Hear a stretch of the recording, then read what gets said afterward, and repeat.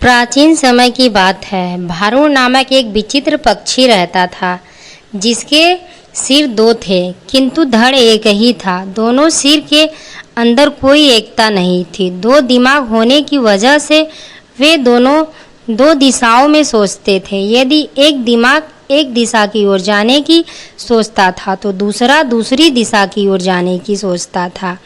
दोनों सिर एक दूसरे के बगैर था। एक दिन भारुण भोजन की तलाश के लिए निकला।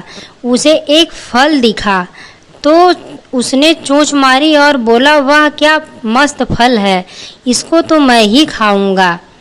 मैं भी चखकर देख लेता हूँ। ऐसा कहकर उसके दूसरे सिर ने जैसे ही चोंच मारकर फल को खाना चाहा, दूसरे सिर ने उसे रोक दिया और बोला, अपनी गंदी चोंच इस फल से दूर रख। इसको मैंने ढूंढा है तो इसको मैं ही खाऊंगा।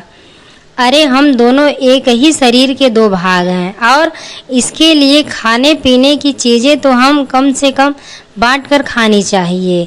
सिर बोला, खाने का मतलब सिर्फ पेट भरना ही नहीं होता है भाई, जीभ का स्वाद भी है कोई चीज़।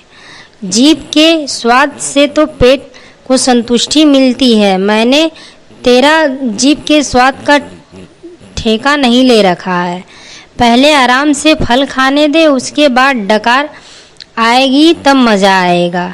उसके बाद वह फल खाने लगा। अपने अपमान का बदला लेने की अब दूसरा सिर ठान चुका था।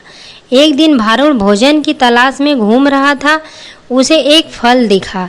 दूसरे सिर ने उस फल को उठा लिया और खाने ही वाला था कि पहला सिर जोर से चिल्लाकर बोला, अरे इस फल को मत खाना, यह जहरीला फल है जिससे हमारी मौत हो सकती है। दूसरा सिर हंसकर बोला, तू चुपचाप अपना काम देख, मैं क्या खा रहा हूँ और क्या नहीं खा रहा, उससे तुम्हें क्या मतलब। भूल गया उस दिन की बात। पहले सिर ने उसको समझाने की कोशिश की किंतु वह नहीं माना और अंत में सारा फल खा लिया और भारुण तड़प तड़प कर मर गया। सीख, आपस की फूट ले डूबती है।